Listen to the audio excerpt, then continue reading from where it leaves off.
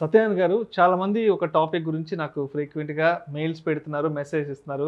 ప్రతిరోజు ఈ స్టాక్ మార్కెట్లో ఒక 5-6 వేలు సంపాదించుకొని జేబులో వేసుకోవాలంటే కనీసం ఎంత ఇన్వెస్ట్మెంట్తో మనం సిద్ధంగా ఉండాలి?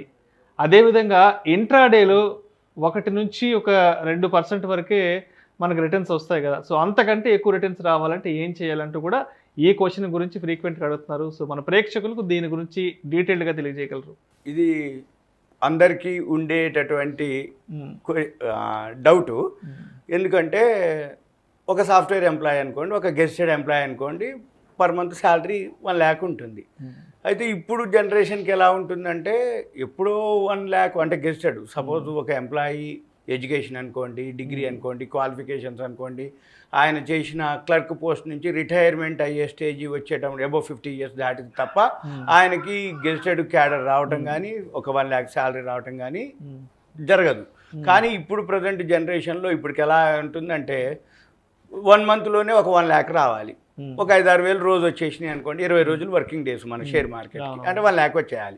అంటే నెల అంటే ఎక్కువ 60 ఏళ్ళ దాకా పనిచేసే ఉద్దేశాలు ఇప్పుడు ఎవరికి లేవు.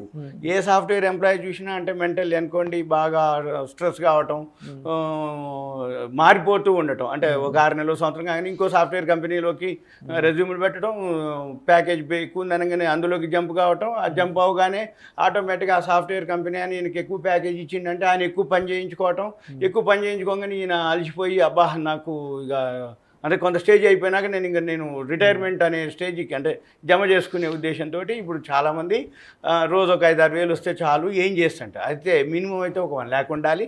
1 lakh ఉండి ఓన్లీ ఆప్షన్స్ కనుక ట్రేడింగ్ కనుక చేసుకుంటే రోజు ఒక 5-6 వేలు ఈజీగా వస్తాయి. 5-6 వేలు వచ్చినప్పుడు ఏదైతే దీంట్లో 3 రకాలు ఉంటుంది: హై రిస్క్, లో రిస్క్, మీడియం రిస్క్. లో రిస్క్ అంటే ఏంటిది?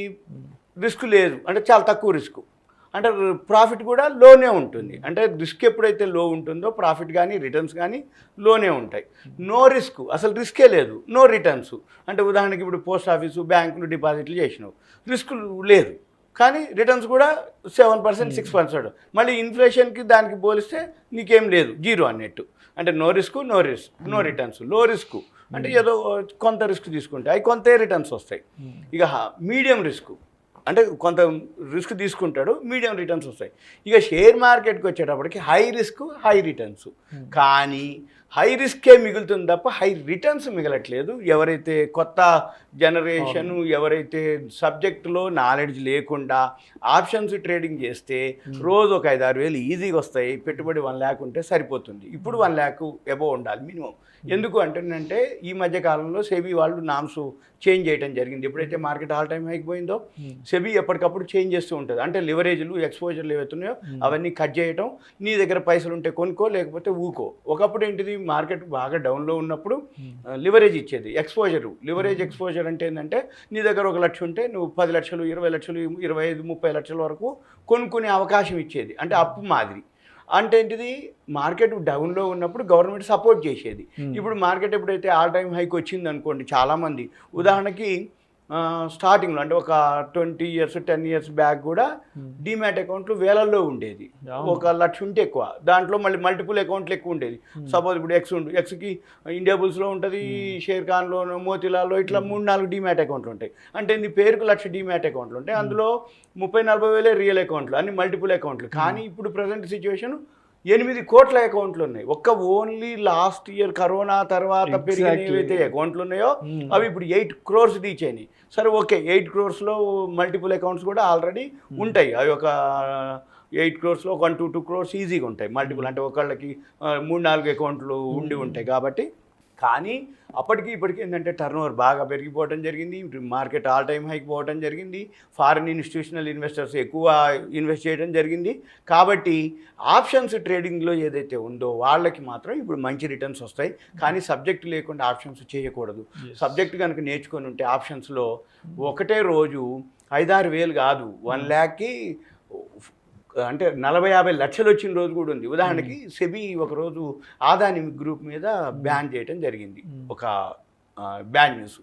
కరెక్ట్గా ఆ ఒక్కరోజే అదానీ గ్రూప్ మొత్తం ఫాల్ అయిపోయింది, డౌన్ ఫాల్ అయిపోయింది. ఎప్పుడైతే అదానీ గ్రూప్ మొత్తం డౌన్ ఫాల్ అయిపోయిందో అది 10,000ది 4,400 అట్లా పెరిగిపోయింది. అంటే ఆ పుట్ ఆప్షన్ ప్రీమియంలు, ఎప్పుడైతే పుట్ ఆప్షన్ ప్రీమియంలు 10 రూపాయలది 100 రూపాయలు అయిందనుకో 10 టైమ్స్, అంటే మనం 1,00,000 రూపాయలు పెడితే 10 లక్షలు వచ్చేసినాయి ఒక్క రోజులోనే. అయితే మరి అదానీ ఫాల్ అవుతుందని ఎవరు కనుక్కోర్రు, ఎవరు చూసుకోర్రు, అది పట్టుకోవటంలోనే ఉంది. ఎప్పుడైతే ఇప్పుడు మార్కెట్ ఆల్ టైమ్ హైక్ పోయిందో రిస్క్ తీసుకునే వాళ్ళు ఎవరైతే అయింది అనుకున్న వాళ్ళు పుట్లోకి ఎంటర్ కనుక అయితే ఏమాత్రం కొంచెం కరెక్షన్ వచ్చినా వాళ్ళకి హ్యూజ్ అమౌంట్ ఒక్కసారే వచ్చే అవకాశాలు ఉన్నాయి. ఉదాహరణకి చైనా బార్డర్లో గొడవ జరుగుతుంది, ఒక్కరోజే స్ట్రైట్గా విత్ ఇన్ మినిట్స్లో కిందికి వెళ్ళిపోయింది, స్ట్రైట్గా అంటే ఒక లైన్ కొట్టినట్టే కిందికి వెళ్ళిపోయింది. అంటే అప్పుడు ఏమవుతుంది, పుట్లు ఆప్షన్స్లో పుట్ ఆప్షన్స్ బాగా పెరగటం.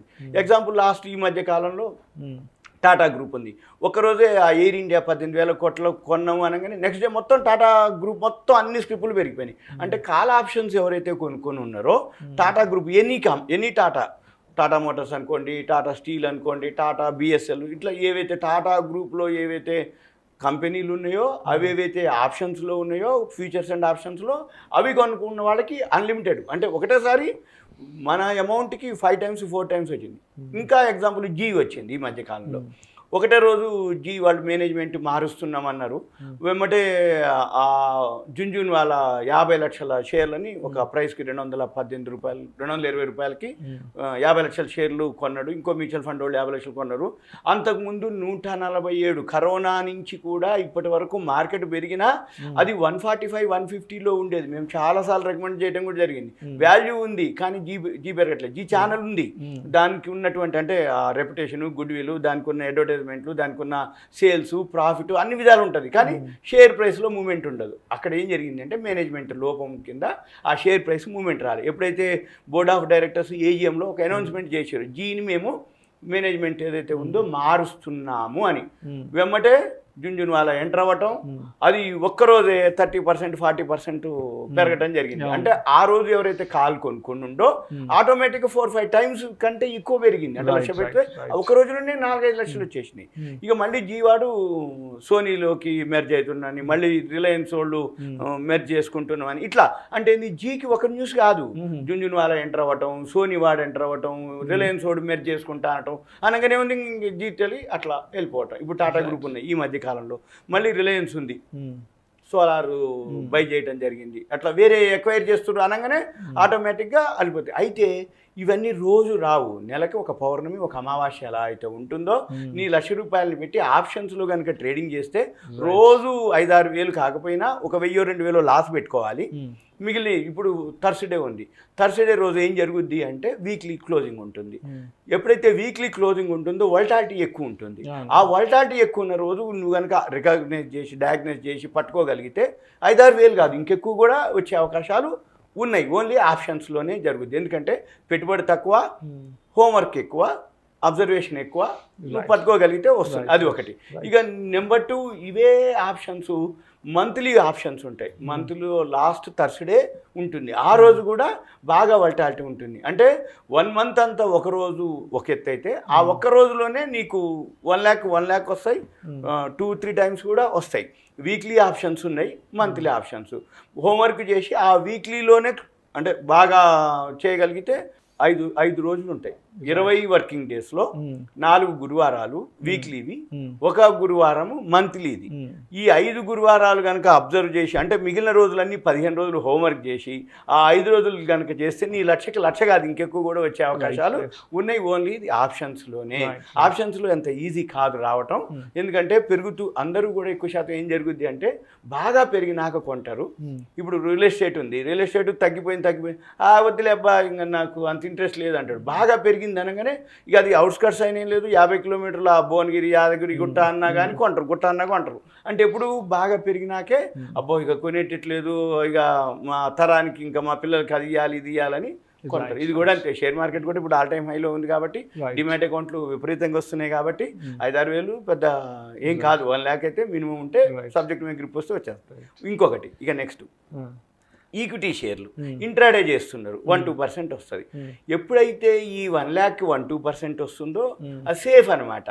అంటే ఏంది, జనరల్గా బ్యాంకులో పోస్ట్ ఆఫీస్లో ఇస్తే మంత్లీ ఇయర్లీ వచ్చేది 7-8%, 6-7%. పోస్ట్ ఆఫీస్ అనుకోండి, బ్యాంకులు అనుకోండి, ప్రావిడెంట్ ఫండ్ అనుకోండి, గవర్నమెంట్ ఎంప్లాయీస్కి వీళ్ళందరికీ 6-7%, 8% కంటే ఎక్కువ రావు. సరే మనం ఓన్ బిజినెస్ చేసినాం అప్పుడు ఓకే, అంటే కొంచెం 3-4 రూపీస్ 5 రూపీస్ ఇంట్రెస్ట్ వర్కౌట్ అయింది. అదే ఎవరికైనా ఇంట్రెస్ట్కి ఇచ్చినావు 2 రూపీస్ ఇంట్రెస్ట్ ఇస్తాడు ఒకవేళ జెన్యూన్ అయితే. అది కూడా ఎన్ని ఏళ్ళు ఇస్తాడు, ఎక్కువ రోజులు ఇయ్యడు. ఎక్కువ ఇంట్రెస్ట్ ఇచ్చిందంటే వాడు ఎగ్గొట్టే అవకాశాలు ఎక్కువ ఉంటాయి. తక్కువ వడ్డీకి ఇస్తామా మనం ఇయ్యం, తక్కువ వడ్డీకి మనం ఇయ్యము, ఎక్కువ వడ్డీ ఇస్తున్నాం వాడు ఎగ్గొడతాడు. ఎక్కువ వడ్డీ బిజినెస్ రావాలంటే మనం బిజినెస్ చేయాలి. బిజినెస్ చేయాలి అంటే మనం చేయలేము. అంటే ఇప్పుడు ఎంప్లాయీ అనుకోండి, సేవింగ్స్ ఏవో కొన్ని ఉంటాయి. బిజినెస్ చేయాలంటే కాంపిటీషన్ ఉంటుంది, ఆ ప్రోడక్ట్లో ఆ సర్వీస్లో నీకు సబ్జెక్ట్ ఉండాలి, నాలెడ్జ్ ఉండాలి. ఇవన్నీ మన వల్ల కాదు. కాబట్టి అప్పుడు ఏంది, అందరూ షేర్ మార్కెట్లోకి వస్తారు.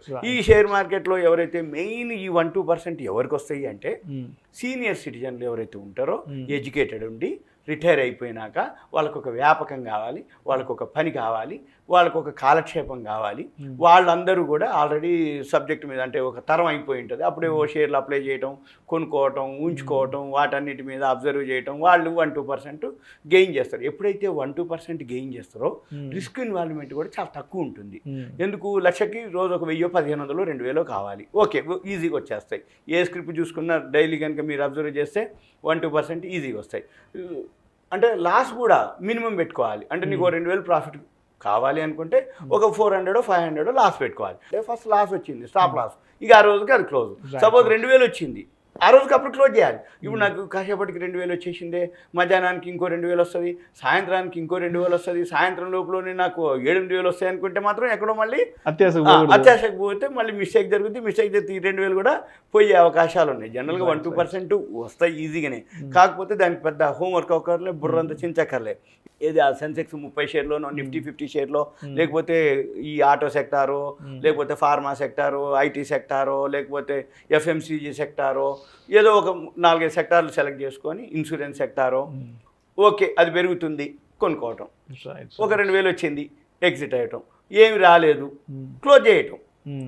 ఇక మళ్ళీ రేపటికి లేదు, ఇక మళ్ళీ తెల్లారి మళ్ళీ వేరే, ఇక మళ్ళీ చూసుకోవటం. ఈరోజు టీవీలో ఏ సెక్టార్కి న్యూస్ని చూసుకోవటం, ఇట్లా రిలయన్స్కి, జీ టెలీకి, ఇట్లా ఏదో ఒక దానికి, టాటా వాళ్ళకి, ఇట్లా ఎయిర్ ఇండియా కొని ఏదో ఒక న్యూస్ డైలీ వస్తుంది. ఆ పెద్దోళ్ళందరూ అది చూస్తారు, అది కొనుక్కుంటారు. ఆ 1-2% రాగానే ఎగ్జిట్ అవుతారు. అయితే వీళ్ళు కూడా డైవర్ట్ అవ్వటం, అంటే వీళ్ళకి కూడా 5-6 వేలు కావాలి అంటే హోంవర్క్ చేయాలి, కొంచెం అంటే సిస్టమ్ ముందు కూర్చొని అబ్జర్వ్ చేయాలి.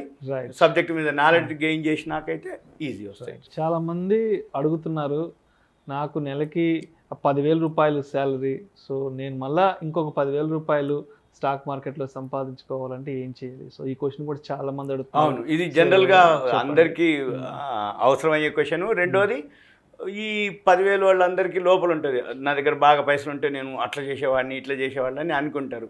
అయితే ఫస్ట్ 10,000 ఎవరైతే ఉంటారో, చిన్నగా స్టార్టింగ్ ఏదైనా మ్యూచువల్ ఫండ్ తోటో, లేకపోతే ఉన్న 10,000 కొన్నాళ్ళు ప్రాక్టీస్ చేసి చిన్న చిన్న స్క్రిప్టులు కొనుక్కుంటూ, అంటే ముందైతే ఫండమెంటల్ నేర్చుకోవాలి. నేర్చుకొని ఆ 10,000 తోటి చిన్నగా చేస్తే కొన్నాళ్ళకి వచ్చేస్తుంది. ఇప్పుడు లా చేయాలన్నా ఒక 5 years చేయాలి, ఫార్మా అదే డాక్టర్ కావాలన్నా ఒక 5-6 years చేయాలి.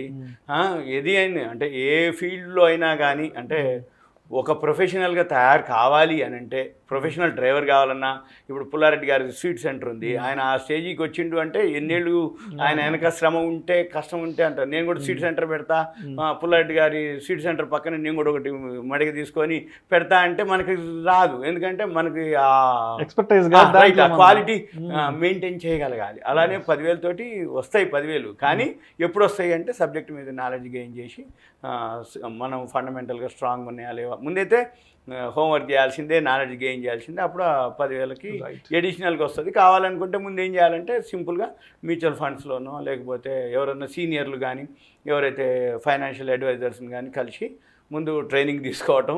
ట్రైనింగ్ తీసుకున్నాక ఫండమెంటల్గా, టెక్నికల్స్గా ఇప్పుడు చాలా సాఫ్ట్వేర్లు వచ్చేసినాయి. ఇప్పుడు చాలా ఈజీ అయిపోయింది. సాఫ్ట్వేర్లు వచ్చినాయి, ఆల్గోలు, సెమీ ఆల్గోలు, సిస్టమే బై సెల్ చేస్తుంది.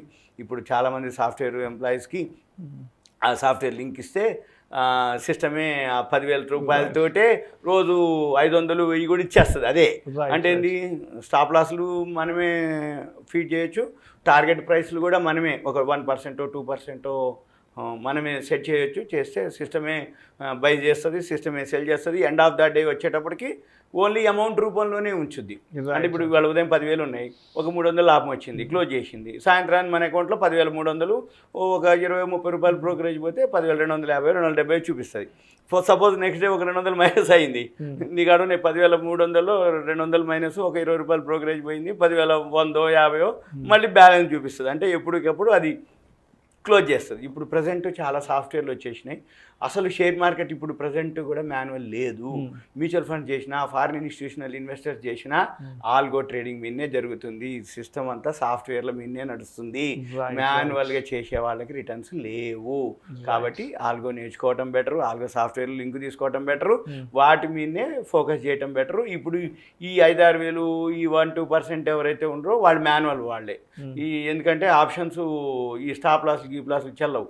ఎందుకోసం అంటే ఆప్షన్స్కి వచ్చేటప్పటికి బయర్కి సెల్లర్కి వేరియేషన్ ఎక్కువ ఉంటుంది. అంటే మనం కొనేటప్పుడు హై రేట్ ఉంటుంది, అమ్మేటప్పుడు లో రేట్ ఉంటుంది. కాబట్టి దాన్ని సిస్టమ్కి అప్పచెప్పం. మనము మాన్యువల్గా చేయాల్సిందే, హోంవర్క్ చేయాల్సిందే, అబ్జర్వ్ చేయాల్సిందే, కంటిన్యూస్ సిస్టమ్ ముందు ఉండాల్సిందే. వాళ్ళు ట్రేడ్ చేసుకొని 5-6 వేలు రాగానే ఎగ్జిట్ అయిపోవటం సేఫ్. ఇది సింపుల్గా. ఇంకా ఏమైనా డౌట్స్ ఉంటే పర్సనల్ కాల్ చేయొచ్చు.